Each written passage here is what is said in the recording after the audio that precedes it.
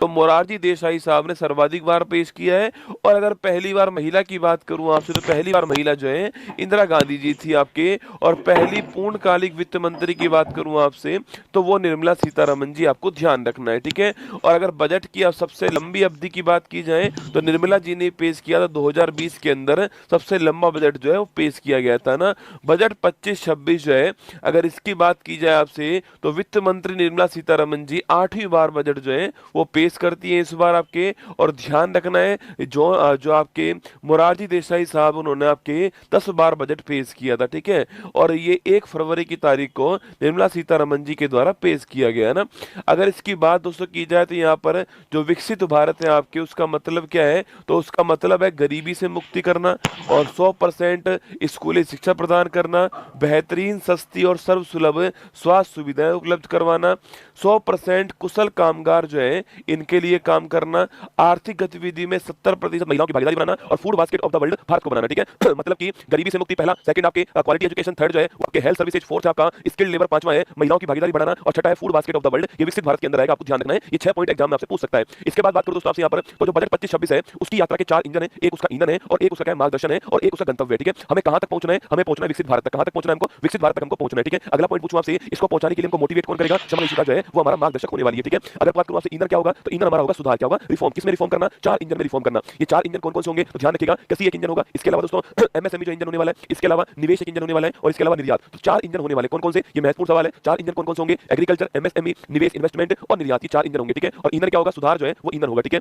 और मार्गदर्शन क्या होगा, समावेशिता होगा, ठीक है। और गंतव्य क्या होगा, कहां तक पहुंचना है हमको, विकसित भारत तक पहुंचना है, ये हमारा डेस्टिनेशन होने वाला है, ये आपको ध्यान रखना है, ठीक है। चलिए दोस्तों आगे बढ़ते हैं। पहला इंजन आपके कौन सा हो गया है, कृषि आपका पहला इंजन है, ठीक है। कृषि की अगर मैं बात करूं आपसे यहाँ पर, तो एक योजना हमने स्टार्ट की है, प्रधानमंत्री प्रधानमंत्री धन धान्य कृषि योजना। कौन सी है, प्रधानमंत्री धन धान्य कृषि योजना हमने स्टार्ट की है। इसका उद्देश्य है कृषि की जो उत्पादकता है उसको बढ़ाना है, और 100 जिलों के अंदर इसको स्टार्ट किया, ठीक है। तो पहला क्वेश्चन हो गया, 100 जिलों के अंदर स्टार्ट किया गया, उद्देश्य क्या है इसका, उद्देश्य ये इसका जो प्रोडक्टिविटी आपकी उत्पादकता को बढ़ाना उद्देश्य हो गया है, ये आपको ध्यान रखना है। प्रधानमंत्री धन धान्य कृषि योजना सवाल पूछ सकता है, और 1.7 करोड़ किसान जो है इनको इससे फायदा होने की उम्मीद है, ठीक है। आगे बढ़िए दोस्तों, अगला क्वेश्चन आपके सामने यहाँ पर जो है कि दलहनों में आत्मनिर्भरता मिशन, ठीक है। ये भी एग्जाम में सवाल बन सकता है कि दलहन जो है इसमें जो आत्मनिर्भरता है, इसकी बात करूं आपसे, तो कितने साल के लिए होता है, 6 वर्ष के लिए होता है। कितने साल के लिए, 6 वर्ष के लिए मिशन है। अगला क्वेश्चन है, 3 तरह की दाल इसमें, तूर या फिर अरहर होगी, उड़द होगी और मसूर होगी, ठीक है। तो तूर, उड़द और मसूर, ये तीनों दाल इसके अंदर होने वाली है, और 6 वर्ष के लिए मिशन होने वाला है। एग्जाम में सवाल पूछ सकता है कि दलहन के लिए जो आत्मनिर्भरता मिशन है वो कितने वर्ष के लिए, 6 वर्ष के लिए। कौन कौन सी दाल है, तूर, उड़द और मसूर जो है ये 3 दाल इसके अंदर होने वाली है, ठीक है। इसके बाद दोस्तों सब्जियों और फलों के लिए भी मिशन आपका स्टार्ट किया गया है। श्री अन्न मिलेट्स के लिए भी मिशन स्टार्ट किया गया है, और 2023 को आप जानते हो श्री अन्न मोटा अनाज का वर्ष जो है वो भी घोषित किया गया था, ठीक है। आगे चलिएगा, बिहार में मखाना बोर्ड, ठीक है। मखाना बोर्ड कहां पर बनेगा, बिहार के अंदर बनेगा, लगाओ स्टार, ठीक है। तो मखाना बोर्ड कहां बनेगा दोस्तों, बिहार में बनने वाला है। ये आपसे सवाल पूछ सकता है एग्जाम में, इसको ध्यान रखना है, ठीक है। तो बिहार में मखाना बोर्ड बनेगा, ध्यान रखिए ना। राष्ट्रीय उच्च पैदावार बीज मिशन जो है, जिनकी हाई यील्ड हो, हाई पैदावार हो, ऐसे मिशन भी आपके, ऐसे बीज भी तैयार किए जाएंगे। कपास उत्पादकता मिशन, ठीक है। देखो दाल के लिए मिशन कितने वर्ष का है, दाल के लिए मिशन 6 वर्ष का है, ठीक है। और कपास के लिए मिशन कितने वर्ष का है, कपास के लिए जो मिशन है आपके वो 5 वर्ष का है, ठीक है। बढ़िया क्वालिटी की कपास जो है इसका उत्पादन हो सके, जिससे हमारा सूती वस्त्र उद्योग जो है इसको बढ़ावा मिले, तो कपास के लिए मिशन कितने वर्ष का है, 5 वर्ष का। दाल के लिए मिशन कितने वर्ष का है, दाल के लिए 6 वर्ष का, ठीक है। तो दाल के लिए 6 वर्ष का है, कपास के लिए 5 वर्ष का मिशन, आपको ध्यान रखना है, ठीक है। आगे देखिए, किसान क्रेडिट कार्ड दोस्तों, इसकी लिमिट को बढ़ा दिया गया है, ठीक है। पहले जो इसकी लिमिट थी ना वो थी 3 लाख रुपए, कितनी थी, पहले इसकी लिमिट थी 3 लाख रुपए। अब जो इसकी लिमिट है आपकी वो कितनी हो चुकी है, वो हो चुकी है 5 लाख रुपए, ठीक है। तो जो किसान क्रेडिट कार्ड है केसीसी जो है, इसकी जो लिमिट है वो 3 लाख से कितनी हो चुकी है, 5 लाख रुपए हो चुकी है। महत्वपूर्ण क्वेश्चन है, इसको आपको ध्यान रखना है। केसीसी की लिमिट कितनी हो चुकी है, 3 लाख रुपए से बढ़ा करके 5 लाख रुपए हो चुकी है, ये आपको ध्यान रखना है, ठीक है। चलिए आगे बढ़ते हैं। नेक्स्ट क्वेश्चन, असम में यूरिया प्लांट दोस्तों ना, असम में कहां पर है, नामरूप के अंदर, ठीक है। तो असम में नामरूप के अंदर जो है एक यूरिया प्लांट जो है स्थापित किया जाएगा, लगाओ स्टार। महत्वपूर्ण क्वेश्चन है, देखो जितने भी क्वेश्चन लिखवा रहा हूं ना एग्जाम में, निश्चित सवाल जो है कहीं ना कहीं बनेगा कि मखाना बोर्ड कहां पर, बिहार में। केसीसी की लिमिट कितनी हो चुकी है, 5 लाख हो चुकी है। दलहन के लिए कितना वर्ष है आपके, दलहन के लिए 6 वर्ष हो गया। कपास के लिए कितना वर्ष है, 5 वर्ष हो गया, ठीक है। अगला क्वेश्चन हो गया है, नामरूप की बात करूं आपसे, ये असम के अंदर जो है यूरिया प्लांट की स्थापना नामरूप के अंदर होगी, और 12.7 लाख मीट्रिक टन जो है इसकी उत्पादन क्षमता होने वाली है, ठीक है। आगे देखिए दोस्तों आपकी, इसके बाद में दूसरा इंजन कौन सा है, माइक्रो स्मॉल मीडियम एंटरप्राइज जो है ये आपका दूसरा इंजन हो गया, ठीक है।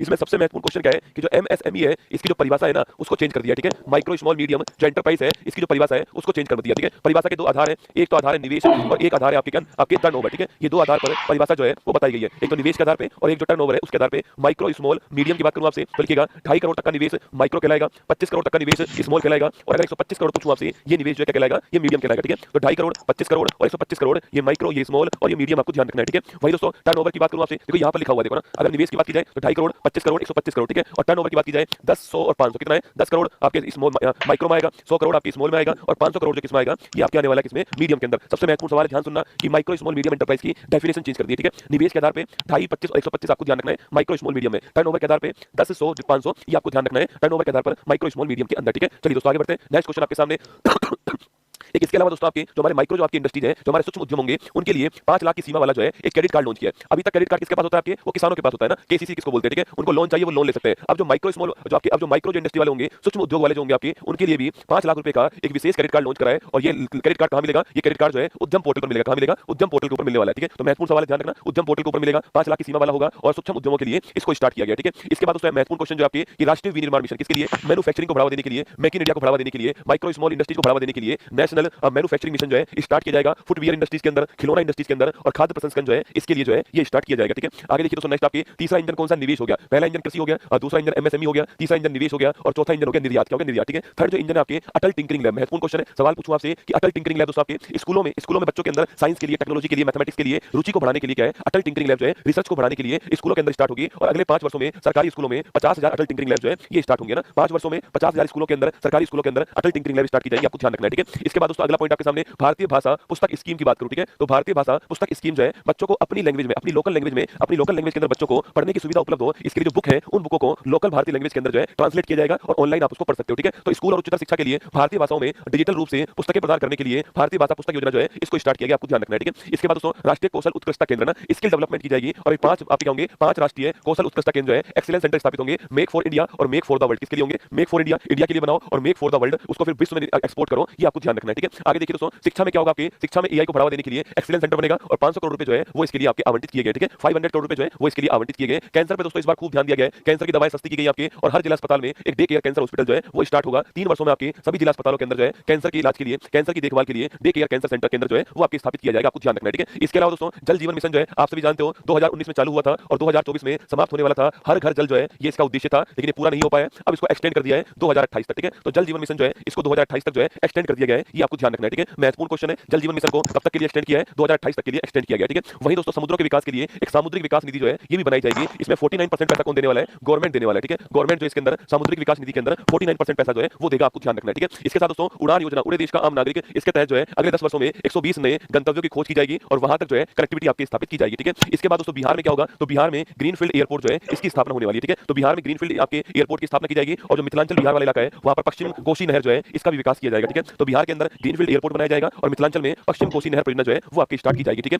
इसके बाद दोस्तों आपके इसके बाद पूछूं आपसे एक मिशन स्टार्ट होगा ज्ञान भारतम मिशन। कौन सा है? ज्ञान भारतम मिशन। इसमें दोस्तों 1 करोड़ से अधिक जो हमारी पांडुलिपि है ना, जो हाथ से लिखी गई आपकी पांडुलिपि, आपके हाथ से लिखी गई जो होती है उनके संरक्षण के लिए क्या होगा? ज्ञान भारतम मिशन लॉन्च होगा, ठीक है? तो 1 करोड़ से अधिक जो पांडुलिपि है इनके संरक्षण के लिए ज्ञान भारती मिशन जो है, ज्ञान भारतम मिशन जो है वो स्टार्ट किया जाएगा, ये आपको ध्यान रखना है, ठीक है? चौथा दोस्तों इंजन कौन सा? आपके निर्यात जो है, एक्सपोर्ट जो है ये आपका चौथा इंजन हो गया, ठीक है? एक्सपोर्ट दोस्तों आपके चौथा इंजन हो गया, ये आपको ध्यान रखना है। और एक्सपोर्ट में आपूर्ति को बेहतर करने के लिए, सप्लाई को बेहतर करने के लिए एक भारत ट्रेड नेट प्लेटफॉर्म जो है इसको लॉन्च किया गया, ठीक है? तो एक्सपोर्ट में आपूर्ति को बेहतर करने के लिए भारत ट्रेड नेट प्लेटफॉर्म जो है इसको लॉन्च किया गया, आपको ध्यान रखना है, ठीक है? वही दोस्तों एक सबसे महत्वपूर्ण लिखना आपके जो सुधार है ना, जिसकी मैंने कही थी आपसे कि इंजन का ईंधन जो है सुधार है, इस सुधार में बीमा क्षेत्र जो है हमारा जो इंश्योरेंस सेक्टर है, इस इंश्योरेंस सेक्टर के अंदर पहले 74% लिमिट थी, अब वो कितनी हो चुकी है? आपके 100% जो है एफडीआई लिमिट कर दी गई है, लगाओ स्टार्ट, ठीक है? तो अगर पूछूं आपसे जो बीमा क्षेत्र है ना हमारा, जो हमारा इंश्योरेंस सेक्टर है, इस सेक्टर के अंदर 74% से 100% जो है आपकी वो लिमिट कर दी गई, किसकी? एफडीआई की लिमिट हो चुकी है।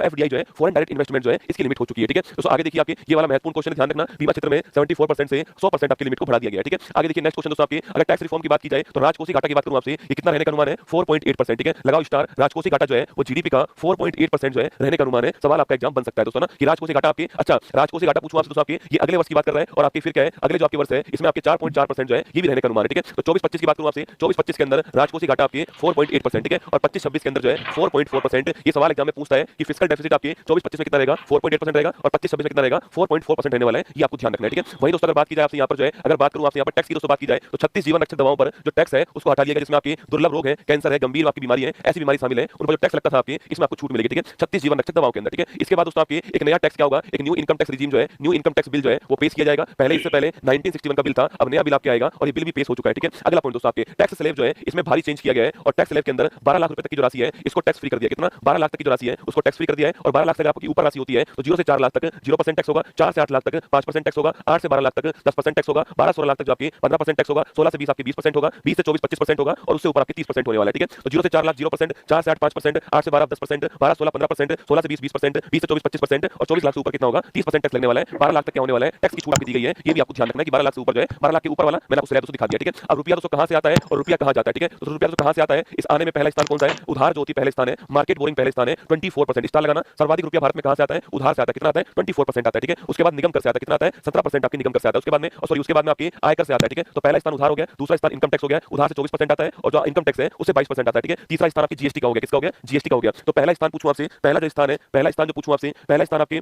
फर्स्ट जो स्थान आपके उधार का हो गया, दूसरा स्थान आपके आयकर का हो गया, तीसरा स्थान आपके जीएसटी का हो गया ना। तो उधार का 24% हो गया, आयकर का 22% हो गया और जीएसटी का आपके 18% हो गया, ठीक है। अच्छा, तो पहला स्थान उधार हो गया, दूसरा स्थान आयकर हो गया, तीसरा स्थान आपकी जीएसटी हो गया ना। इसके बाद उससे पूछूं आपसे कि सबसे अधिक पैसा कहां पर जाता है, सर्वाधिक पैसा जो है करों और शुल्क में राज्यों का जो हिस्सा है 22% पैसा यहां पर का हो गया, ठीक है। लास्ट पॉइंट देखिएगा दोस्तों, अगर बात की जाए आपसे कि डिफेंस की बात की जाए तो डिफेंस में सर्वाधिक पैसा खर्च होगा भारत की ओर से ना। सेकंड स्थान पर ग्रामीण विकास होगा, ठीक है। तीसरे स्थान पर गृह मंत्रालय होगा और चौथे स्थान पर कृषि और समृद्ध आपके एग्रीकल्चर होगा। तो पहले स्थान पर खर्चा करने के मामले में डिफेंस होगा, दूसरे ग्रामीण विकास होगा, तीसरे पे गृह मंत्रालय होगा, चौथे पे आपके एग्रीकल्चर होगा, कृषि होगा। ये आपको ध्यान रखना है, ठीक है। कुछ रसगुल्ले दोस्तों ऐसे हैं जिनको पता है कि गायत्री मंत्र चल रहा है, मैं इसमें बीच में कोई भी जवाब नहीं दूंगा, पर